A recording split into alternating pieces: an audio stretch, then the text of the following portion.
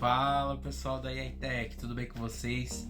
João aqui pessoal para mais um vídeo. E galera, o videozinho de hoje é dedicado à discussão de técnicas de RAG, tá? Então hoje a gente vai discutir, pessoal, como a gente pode melhorar aí o nosso Retrieval Augmented Generation, ou RAG, que é basicamente a gente pegar um contexto externo à LLM e alimentar na LLM de uma certa forma que a LLM consiga interpretar essas informações e adicionar o contexto em tempo real para que a gente consiga interagir com essas informações. A ideia hoje é a gente discutir como cada uma dessas técnicas que a gente vai mostrar aqui, evidentemente, a gente não vai percorrer todas as técnicas de RAG, porque existem muitas técnicas, porém o foco do vídeo é a gente focar nas principais técnicas e entender o efeito que cada uma dessas técnicas faz. Por exemplo, hoje é muito comum a gente ver no mercado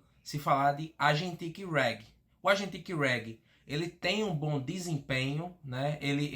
Com ele a gente consegue resolver problemas de diversos níveis de dificuldade muito bem. Porém, será que para minha aplicação eu preciso de um Agentic RAG? Porque o Agentic RAG ele vai trazer por si só um custo a mais. E dependendo, será que para minha aplicação o Agentic RAG vai ser o que vai mais impactar o desempenho do meu framework de IA? Porque às vezes, mesmo com o Agentic RAG, se você não tem uma preparação adequada dos dados, como eu falei nesse outro vídeo aqui, sobre a inserção de metadados no RAG, nem sempre a gente consegue o melhor desempenho só com o Agentic RAG por si só. A gente precisa dessa preparação de dados. E esse vídeo aqui ele é uma motivação a partir desse post aqui do Igor, o nosso CEO, que falou um pouco sobre a Agentic RAG, acabou que deu uma boa discussão e muita gente estava pedindo aí por mais detalhes. E aí eu já começo dizendo, a Agentic RAG não resolve todos os problemas e é necessário sim fazer um estudo para entender quais os melhores casos de utilização de RAG. Por isso é importante a gente entender o nosso problema, entender a escala. Então, se a gente às vezes vai desenvolver um projeto muito grande, o custo ele passa a ser um parâmetro muito importante. Já pensou milhões de pessoas usando a tua aplicação ao mesmo tempo e você ter um custo altíssimo com isso, né? Então a gente precisa otimizar o nosso fluxo. Os modelos de embeddings afetam também o processo de RAG. Quanto maior a dimensão que o meu modelo de embeddings trabalha, provavelmente eu vou ter um desempenho melhor no meu RAG. Por quê, João? Porque eu vou ter mais dimensões para efetuar um cálculo vetorial de similaridade. E isso é muito importante no RAG, principalmente quando a gente está lidando com muitos documentos ou pedaços grandes de documentos, beleza?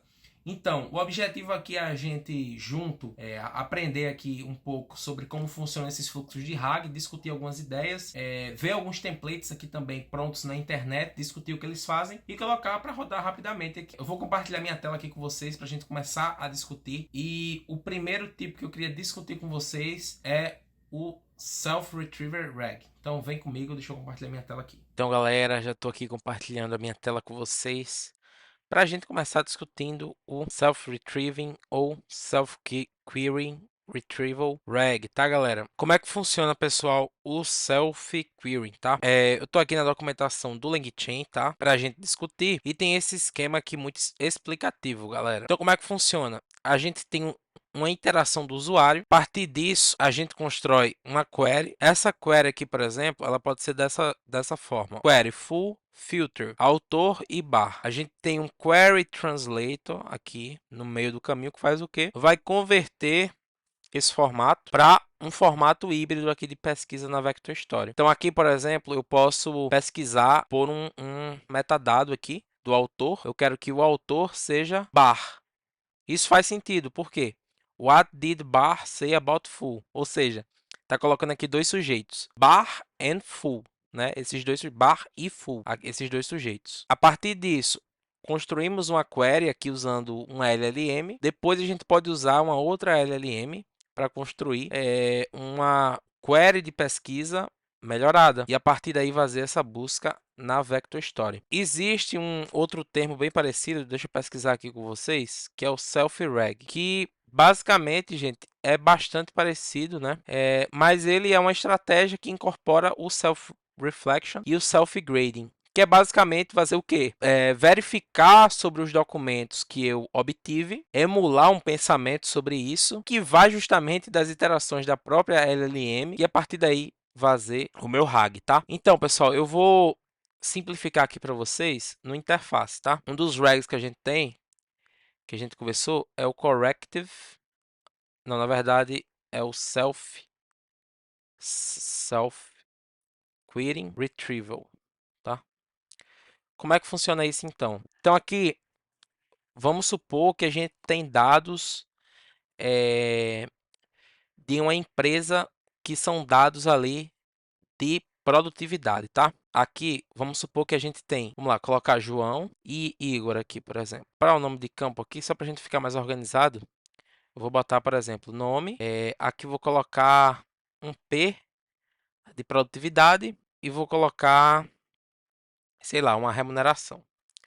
Então, João aqui, por exemplo, vamos dizer que a produtividade de João foi 1, a produtividade de Igor foi 2, o salário ali de João foi, vamos colocar, por exemplo, 3 e o de Igor foi 5. Estou deixando ser a unidade mesmo aqui só para a gente conversar sobre os dados, tá? Então, quando eu posso fazer o quê? Eu posso pegar esses dados. E aqui eu já não vou estar considerando as técnicas que você está utilizando para guardar esses dados. Então a gente tem aqui no primeiro o dado,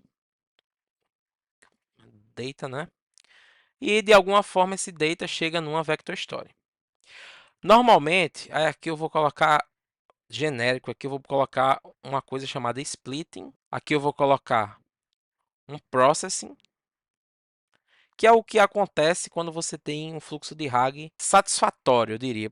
Você pode, por exemplo, tirar essa parte de processing, mas aí você vai perder qualidade na hora de fazer o retrieval. Então, eu estou admitindo que essa parte aqui já está ok. Eu recomendo assistir aquele outro vídeo, vou deixar aí no card, aquele vídeo que a gente conversou sobre metadados, que eu falo mais sobre a importância desse processo aqui de processing. Beleza? A partir daí, esse dado vai para a minha vector story. Vector story. Bom, é um exemplo muito simples, pessoal, mas vamos imaginar o seguinte aqui. Vamos imaginar que a gente tem uma pergunta super longa aqui. User input. Esse é um case simples que eu estou exemplificando, então às vezes fica um pouco complexo. Mas de compreender o que eu quero falar. Mas vamos supor que o cara é um gerador de lero-lero aqui. Gerou um monte de texto assim, as métricas de desempenho, não sei o que, etc e tal. Na prática, ele quer saber o que? Ele quer saber qual é a produtividade de João e um índice de retorno. O que é que a gente pode fazer então? Se eu fiz a minha parte de processing bem feita, aqui, o que é que eu vou ter feito? Eu posso ter separado na minha vector story um metadado que anota o nome do funcionário. O nome não é muito bacana porque não seria um identificador único, né? Uma chave única. Porém, para esse caso funcionaria. Então a gente tem que se adaptar ao contexto que a gente está. Como esse contexto é muito simples, posso colocar lá na minha vector story então que eu salvei duas chunks. Um metadado aqui, nome, ok? E nessa chunk eu tenho o quê? Eu tenho a produtividade de João e tenho a remuneração. E salvei um outro nome, Igor. Produtividade, receita. Então, o que é que eu vou fazer? Eu vou pegar essa entrada do usuário, que é ruim de fazer a pesquisa por si só, e vou fazer o que? Eu vou organizar. Para isso eu posso usar uma chain, pessoal. O que é uma chain, João? Basicamente, uma chain a gente tem o que? A gente tem um prompt, um LLM, um parser, mas aqui eu vou omitir, vou dizer que é um output. Vou dar uma simplificada aí nesse sentido. Então a gente tem isso aqui na chain. O que é que eu vou fazer? Eu vou dar orientações de prompt, pessoal. O LLM ele é baseado em probabilidades. Quando eu guio de forma correta o prompt e usando aqui o parsing, inclusive o parsing é muito importante, que ele define formatos de saída. Será que a minha saída vai ser um string ou vai ser um JSON organizado? Para esse caso seria melhor um JSON, né? Por quê? Eu consigo fazer uma pesquisa aqui. Então, por exemplo, eu quero pesquisar por P e por R, where, nome igual a João. Ah, João, mas a minha Vector Story não tem metadado. Não tem problema.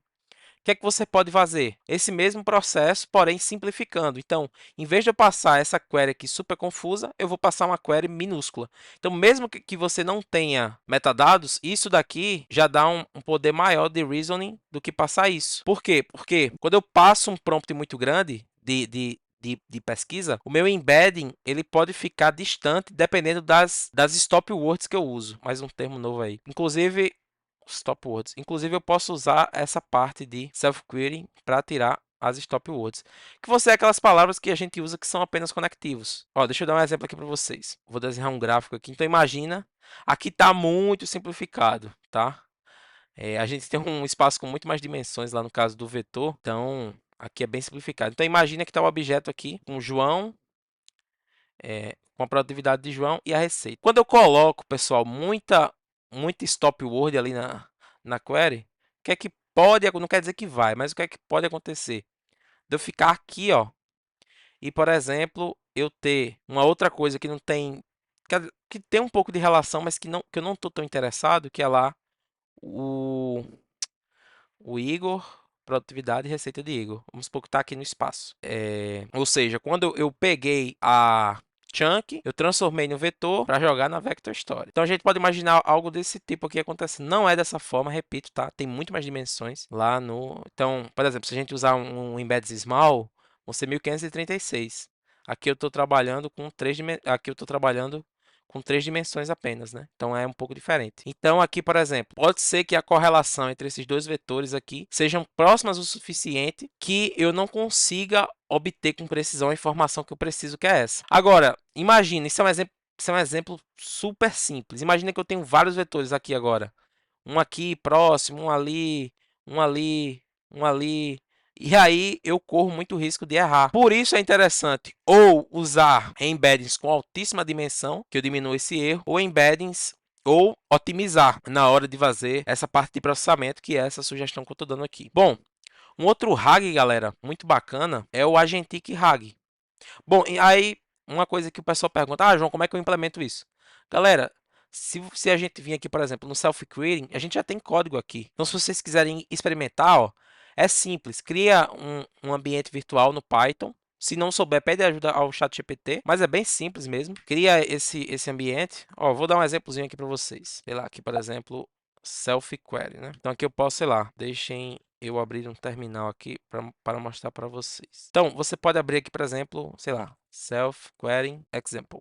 Vocês podem usar a ferramenta de preferência de vocês, por exemplo, o V, o POTR, para dependência, mas é algo tão simplesinho, pessoal, que sinceramente a gente faz assim, ó, cria um ambiente virtual bem simplesinho, Python 3, -m, vm, bota o nome do ambiente. Criou o ambiente, vocês dão uma lida aqui nesse artigo que ele explica, ó, tem que instalar o Chroma, tá usando aqui como vector story o Chroma. Tem que usar uma vector story na prática para exemplificar. Aqui eu deixei genérico. Na prática não vai mudar muita coisa. O que vai mudar é se a sua vector story tem suporte a pesquisa com metadados ou não. Algumas não tem. Então é bom se ater a isso. E aqui tem um código, ó. Você pega ali o main.py, por exemplo, cola o código.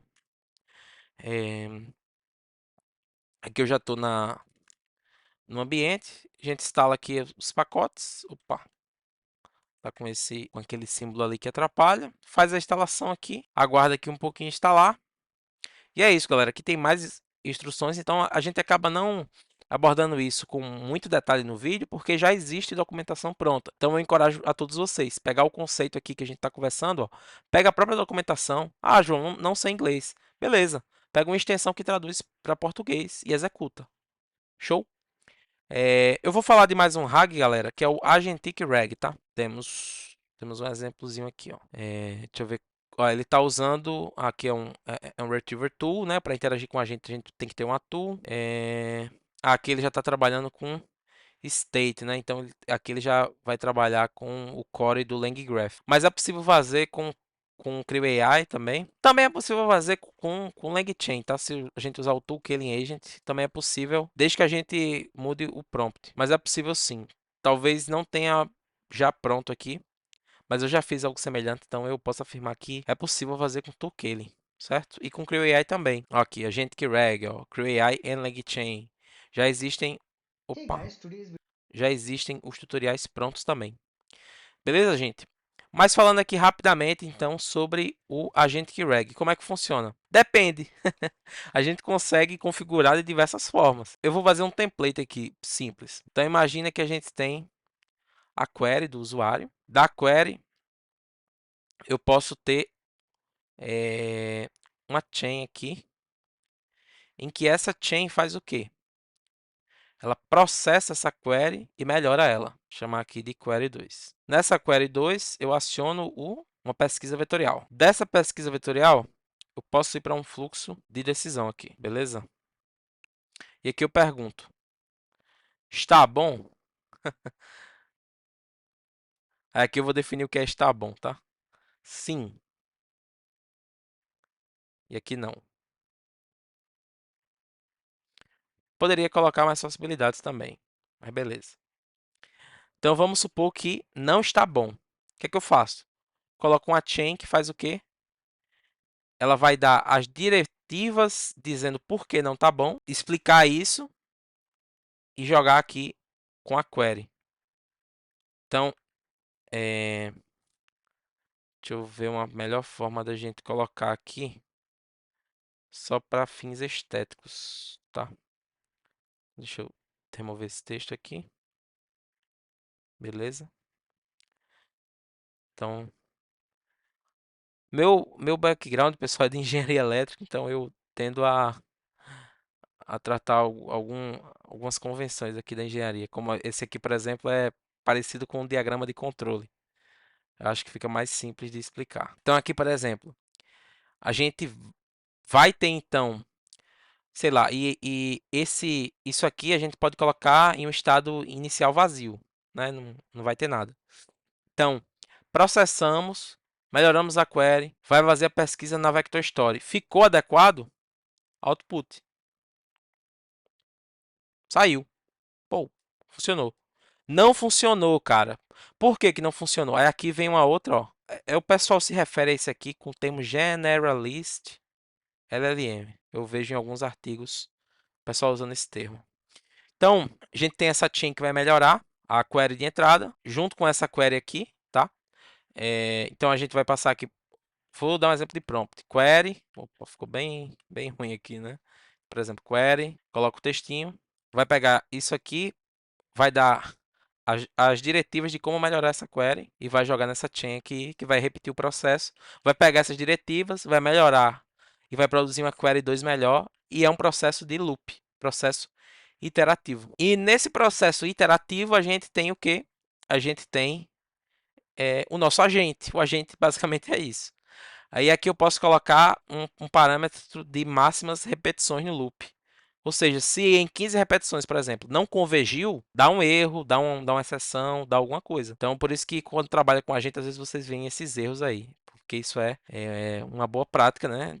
O loop não pode nunca ser infinito. Ah, como é que eu garanto que nunca é infinito? Melhorando o prompt, melhorando o query, colocando mais robustez aí. Ah, e isso aqui é bacana, gente, que a gente mata um monte de tipo de RAG. Porque dependendo dessa chain, dessa query, a gente pode ter vários RAGs. A gente pode ter um RAG com agente React. A gente pode ter um RAG, a gente pode ter um self RAG.